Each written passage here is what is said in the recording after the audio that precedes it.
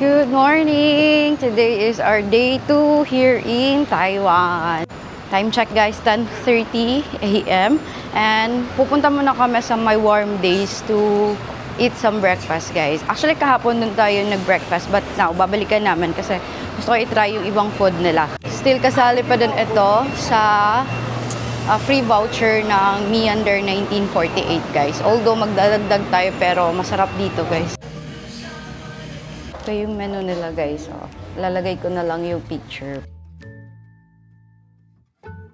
But kahapon kasi, simple lang yung order ko. Ngayon, I want to try American pancake.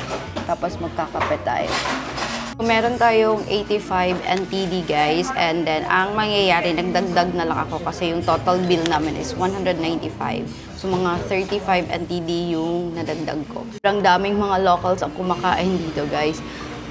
Masasarap kasi yung food nila, tingnan. Ngayon titingnan natin. Kahapon masarap yung pancake nila and coffee. So ngayon, iba na naman yung in-order ko. Napaka-cozy din ng vibes guys. Hindi siya ganun kalakihan, pero grabe, full pack talaga siya. Buti ngayon, eto maganda. Hindi ganun ka-busy, pero madami pa din kumakain.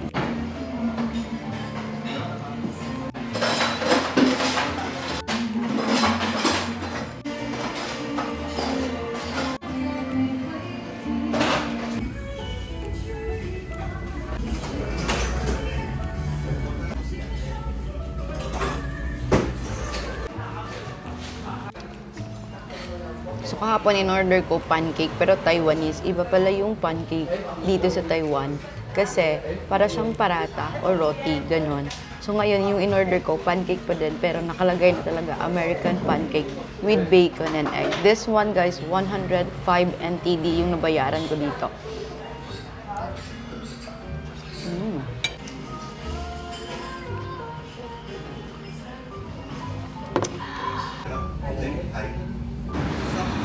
So ito guys, we are done eating and let's walk towards the train station. So from my warm day, pupunta tayo ng Zhongshan Station and lalakarin na lang natin.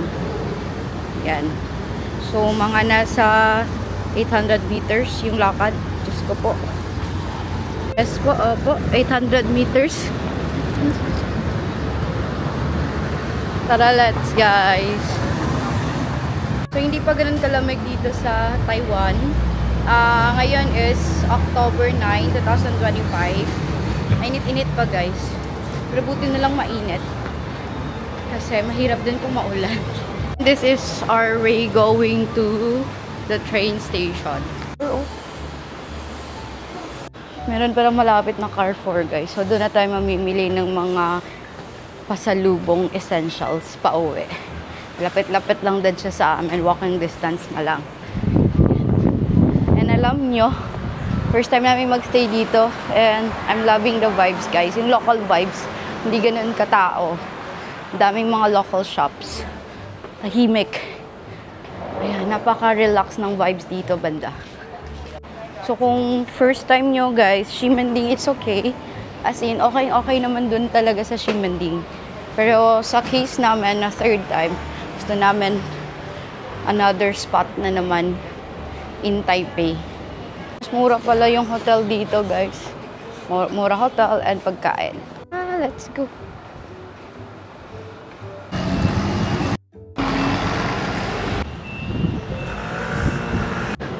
Ito, Zhongshan Station, exit 6. Let's go inside. We are here at Zhongshan Station and Now, sasakay tayo sa Red Line, Tamsui Shinyi Line. Let's go.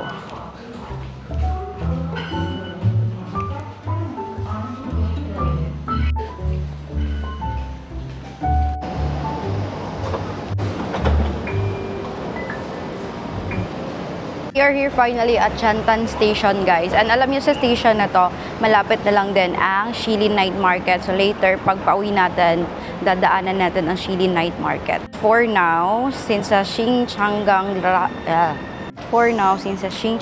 Grassland tayo, guys, punta muna tayo sa exit 2 ng Shantan Station. Magbabas pa kasi tayo, guys, from here going to the Grassland.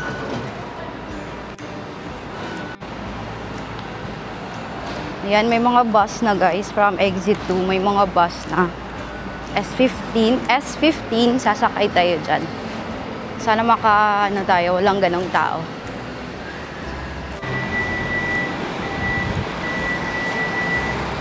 Check muna natin. Dito, dun daw banda. Ayun. Anyway, malapit lang din naman pala. Lakarin na lang natin. Ganda naman nun, guys. So, yung round. Yun pala. Round na structures. Parang sa Nagoya City Science Museum. Ganda. Ayan, exit 3 para malapit. Anyway, konting lakad lang din naman. Lipat kami ng bus, guys. Iba palang bus na sakyan namin.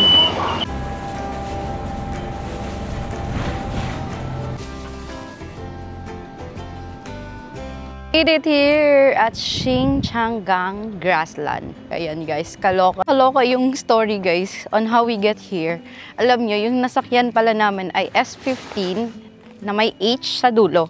So, pag may H sa dulo, hanggang waterfalls lang sila. Hanggang waterfalls lang, guys. Which is sana 15 minutes na lang makakarating na kami dito.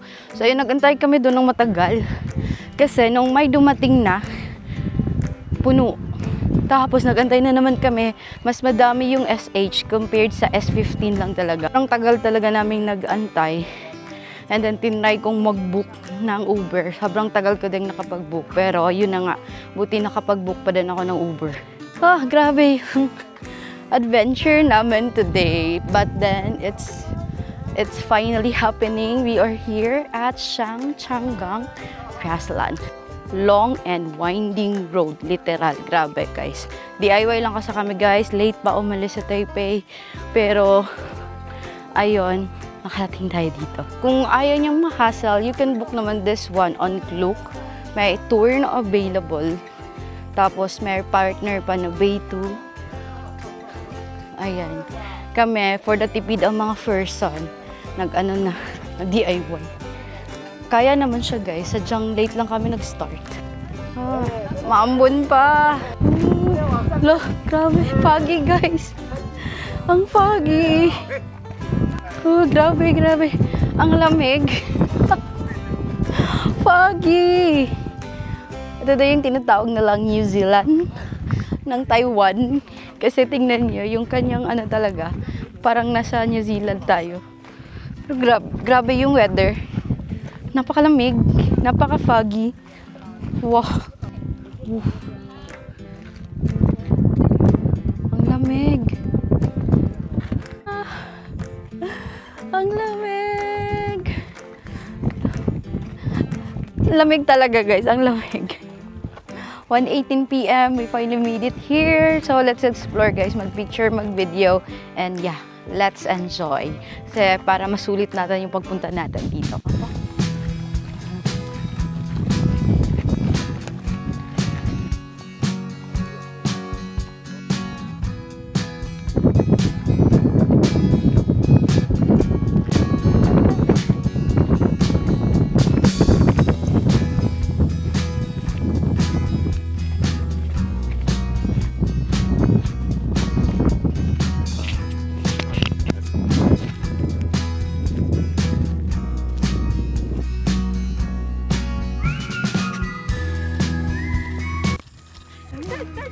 salamat. Uminit guys. Uminit na rin.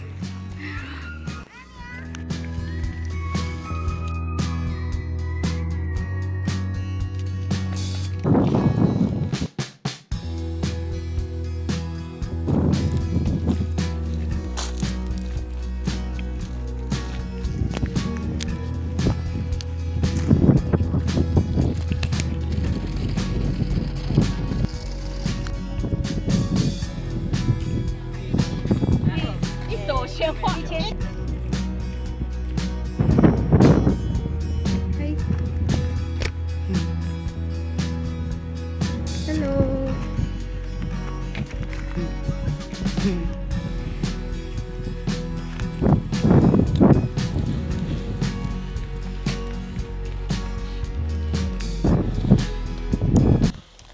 Medyo malayo-layo na yung nalakad namin guys, pero sobrang dami pa kasi spot dito sa Xinjiang. Correct nyo na lang ako kung mali yung pronunciation ko, pero tingnan nyo naman, sobrang ganda, diba? Grabe. Ang lawak niya guys, and eto, sobrang lawak niya na madami yung tao pero hindi nagkukumpulan. Tsaka magandang mag-prenup dito, ang dami nagpi-prenup kanina dito. Ganda. Ganda talaga. First time ko nga pala makapunta dito kasi ewan ko ba ba't hindi ko pinuntahan to last time. Siguro I think overwhelming yung biyahe, pero it turns out accessible pa lang siya.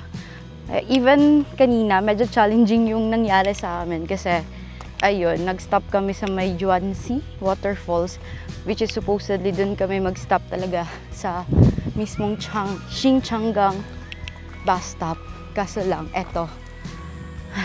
Well guys, ayun, sobrang dali pa din i-explore na to, kaya puntahan nyo na to. Mas makakatipid kayo kung day trip, tsaka DIY. Yan, ang ganda. Ay, dun pa guys, parang tuk-tuk. Pero parang nakakahingal akyat eh.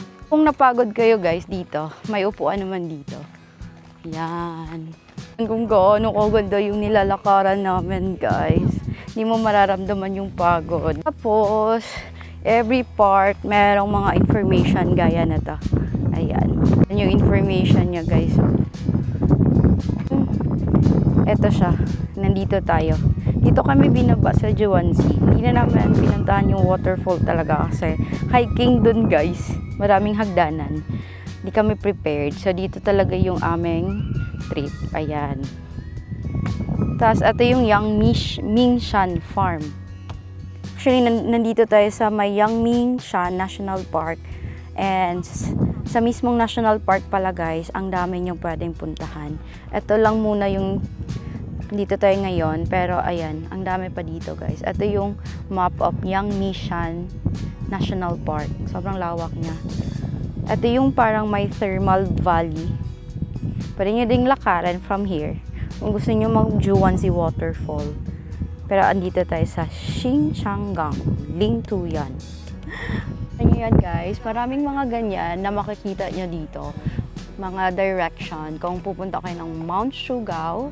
Tapos meron pang circular trail. Tapos visitor center. Ayan, hindi kayo mawawala dito. The Mount Shugao. Yan, yung inaakyat na. Lapit na guys.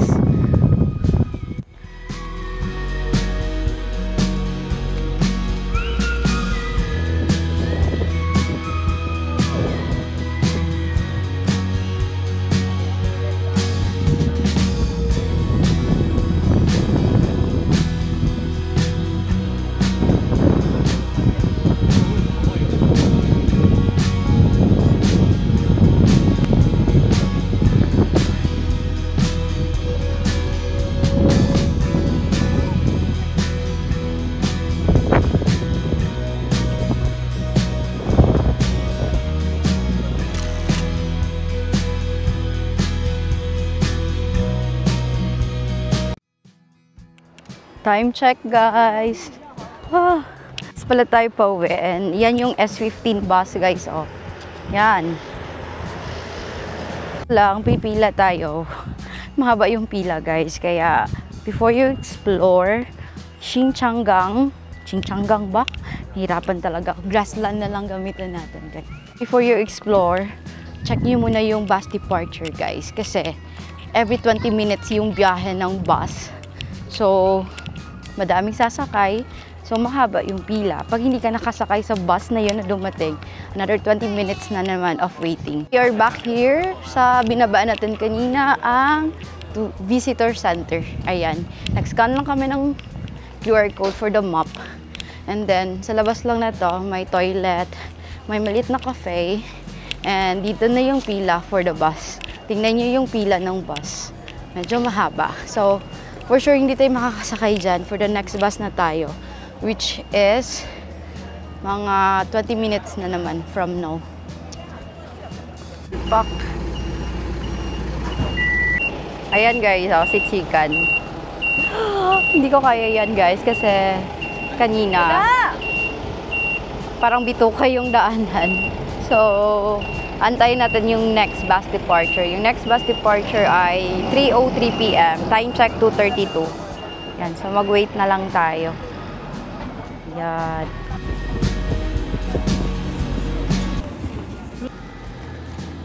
Yes, finally, the bus is here.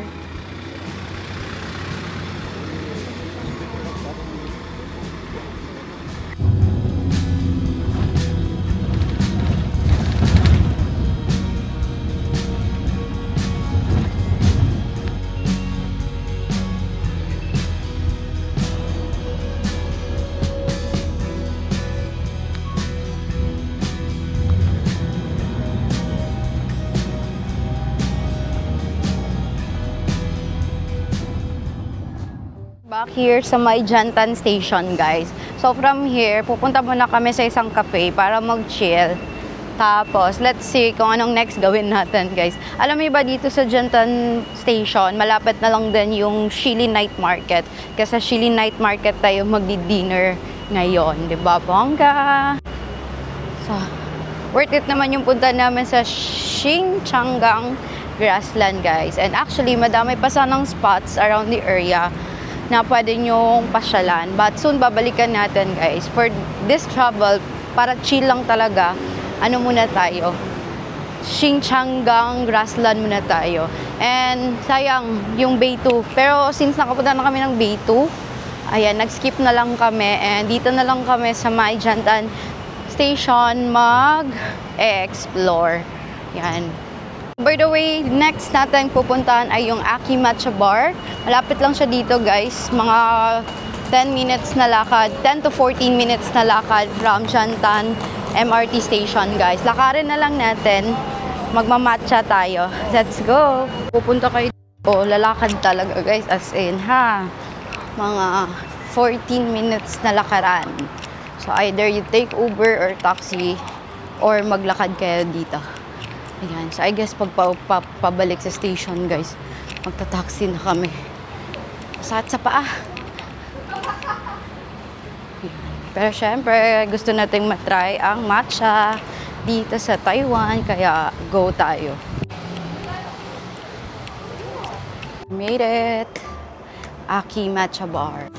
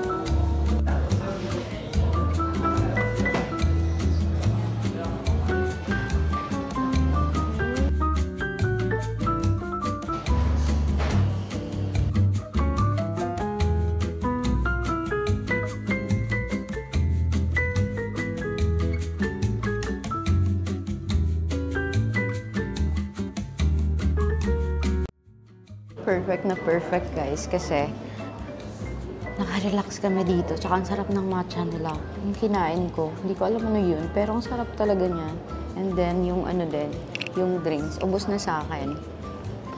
So, dalawang option pala yun. Yung pinili ko, yung hindi ganun ka-bitter. Yung normal lang daw na lasa. Pero may mga options naman kayo. Tinanong ko kasi kanina kung ano yung mas better or bestseller, gano'n. So, binigyan nila ako ng option. So, yun yung pinili ko. Ayan. So, ang ganda ng vibes. Yes. Perfect to kasi Bardagula, nakakapagod yung Xingchanggang grassland. And dito na-relax kami. So, after here, Bardagula na naman kasi meron tayong aakyatin na viewpoint. So, perfect to. Kung gusto nyo mag-cafe, if andito na kayo sa may Jantan Station, ayan, pwede nyo siyang puntahan or isali nyo sa itinerary nyo. Isali nyo, guys, if after nyo sa grassland or sa Yangmingshan National Park, ayan, dito. Yes. Doc Sammy approved. So, guys, kung pupunta kayo dito sa Taiwan, download nyo na din yung Uber if gusto nyo mag-ride hailing. Mga ganitong moment na ayaw nyo nang maglakad, pwede naman kayong sumakay kasi affordable lang din naman yung Uber ride dito. So imagine, for this ride, mga siguro 1.7 kilometers ay 120 NTD guys. Ayan. So pwede na to save energy. Ilalagay ko dito yung exact price. Pero ayun, para just in case talaga gusto niyo nang mag-ride hailing, download niyo na yung Uber.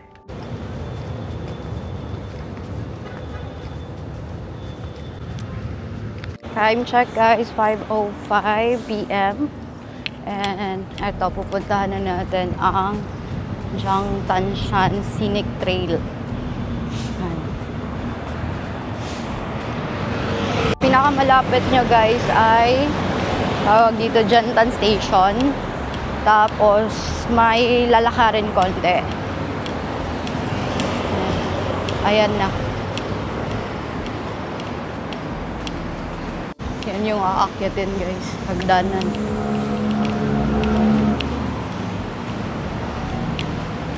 Guys, sunset. So sana mabutan natin yung sunset. And yan. Ready ng energy. Kasi hagdanan.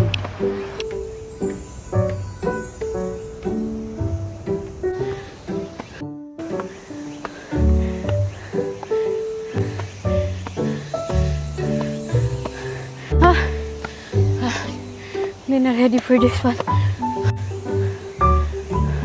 Malapit na.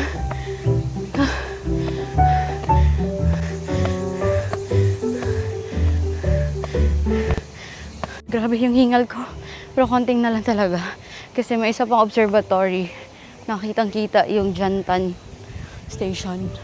Actually dito meron ng view. Nakita dito yung Taipei 101. So dito tayo guys sa may Jantan kasi yung view na kukuhanin natin.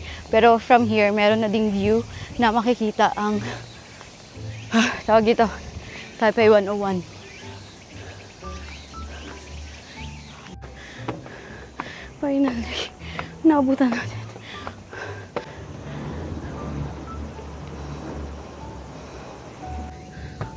Hindi pa pala ito guys. Wow.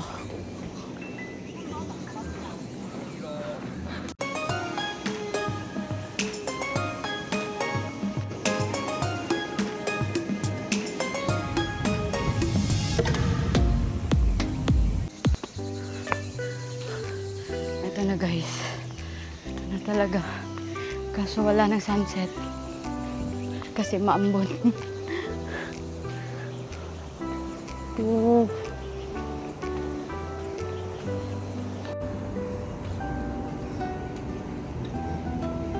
we made it.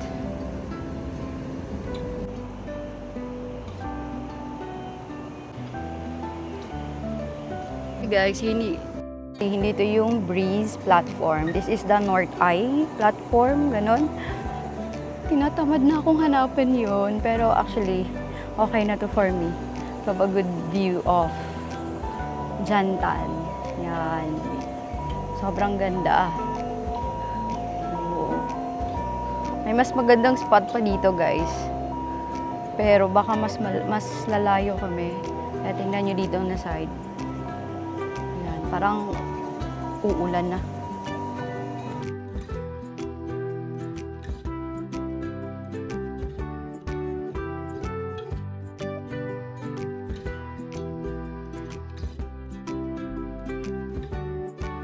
Buti na lang talaga at ganito kaganda ang view dito sa The North Eye platform.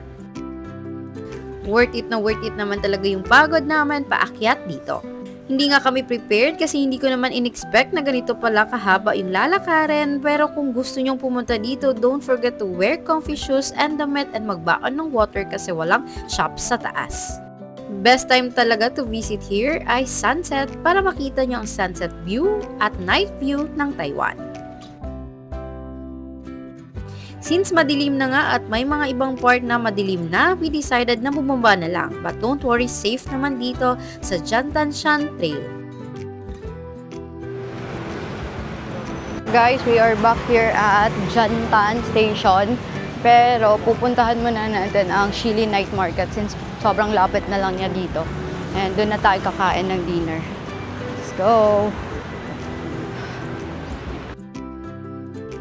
And welcome to Shilin Night Market. Ito yung isa sa pinakasikat na night market around Taiwan. Malapit lang pala ito sa Jiantan Station kaya naman pinuntahan na namin. Una talagang bumungad sa amin ang napakahabang pila ng Hot Star. Actually, this is one of my favorite chicken dito sa Taiwan. Since mahaba nga yung pila ay we decided na mag-stroll na lang muna around Shilin. Tinitingnan lang namin kung ano yung bago at anong pwede naming mabili. Sobrang dami kasi ng food choices around Shilin Night Market kaya magsasawa ka talaga. Actually, aside sa food ay marami din mga souvenirs and mga damit at accessories na binibenta din dito kaya pwede talagang mag-shopping. But honestly guys, sobrang pagod namin sa Jiantanshan Trail at hindi na kami nakapag-food trip dito. Ganun pa man, we still enjoyed na dumaan dito at makita ang Shilin Night Market after 3 years. Still a beautiful sight talaga ang Shilin Night Market kaya daanan nyo talaga to if andito na kayo sa Jiantan. And from here, we decided na bumalik na lang muna sa aming hotel para makapagpahinga.